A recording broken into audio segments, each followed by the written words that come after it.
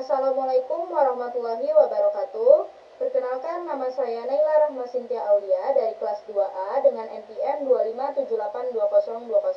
Di sini saya akan menjelaskan video hands-on tugas UTS mengenai normalisasi database dengan studi kasus sistem inventaris barang di gudang. Baik, yang pertama saya akan menjelaskan latar belakangnya terlebih dahulu. Pada sistem inventaris barang di gudang, seluruh data awalnya masih digabung dalam satu tabel tanpa pemisahan entitas.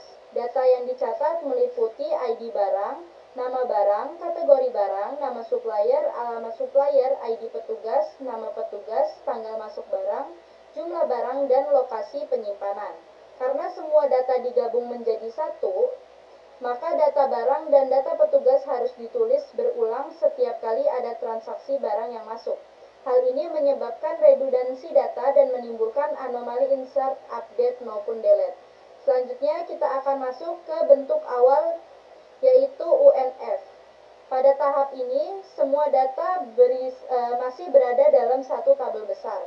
Masalah utamanya adalah terdapat nilai yang tidak atomik, yaitu satu sel berisi lebih dari satu nilai. Contohnya, pada tanggal masuk terdapat dua tanggal sekaligus, kemudian pada jumlah barang terdapat dua nilai dalam satu sel. Hal ini membuat data menjadi tidak rapi dan sulit diolah. Selain itu, data supplier dan petugas juga terus berulang sehingga menyebabkan redundansi data. Untuk memperbaiki masalah tersebut, kita masuk ke tahap 1NF atau First Normal Form. Nah, pada tahap 1NF, setiap sel harus memiliki satu nilai saja atau bersifat atomik. Maka data yang sebelumnya berisi banyak nilai dipisahkan menjadi beberapa baris. Sekarang setiap kolom sudah hanya memiliki satu nilai. Tanggal masuk sudah dipisah menjadi beberapa baris, begitu juga jumlah barang. Tetapi masih ada masalah baru, yaitu data barang dan data petugas masih berulang. Ini berarti database masih belum mencapai bentuk 2NF. Selanjutnya kita akan masuk ke 2NF atau Second Normal Form. Pada tahap ini kita menghilangkan partial dependency, artinya atribut yang hanya bergantung pada sebagian kunci dipindahkan ke tabel sendiri. Di sini dibuat tabel barang yang berisi ID barang, nama barang, dan kategori barang. Selanjutnya ada tabel transaksi gudang, yaitu ada ID barang, ID petugas, nama petugas, tanggal masuk, jumlah barang, dan yang terakhir lokasi. Namun, masih ada sedikit masalah, yaitu nama petugas masih bergantung pada ID petugas. Oleh karena itu, kita lanjut ke tahap berikutnya, yaitu 3NF atau Third Normal Form. Nah, pada tahap 3NF ini, kita menghilangkan transitive dependency dengan memisahkan data petugas ke tabel sendiri.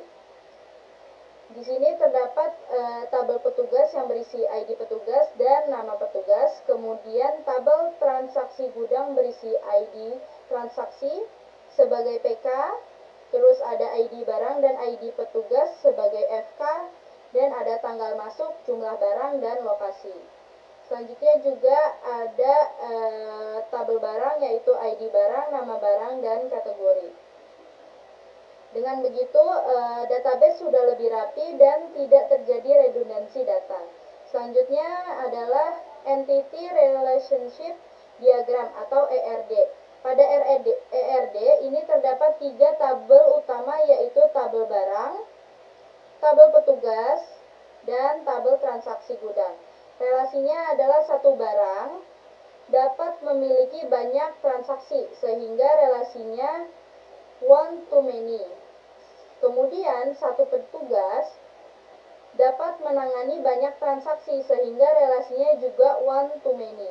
Ketiga tabel ini dihubungkan menggunakan PK dan FK agar integritas data tetap terjaga. Selanjutnya ada kesimpulan. Nah, dengan proses normalisasi hingga 3NF, database inventaris barang di gudang menjadi lebih terstruktur dan efisien. Tidak ada lagi redundansi data, tidak terjadi anomali insert, update, maupun delete, serta database menjadi lebih mudah dikelola dan dipelihara. Demikian penjelasan mengenai normalisasi database pada sistem inventaris barang barang di gudang.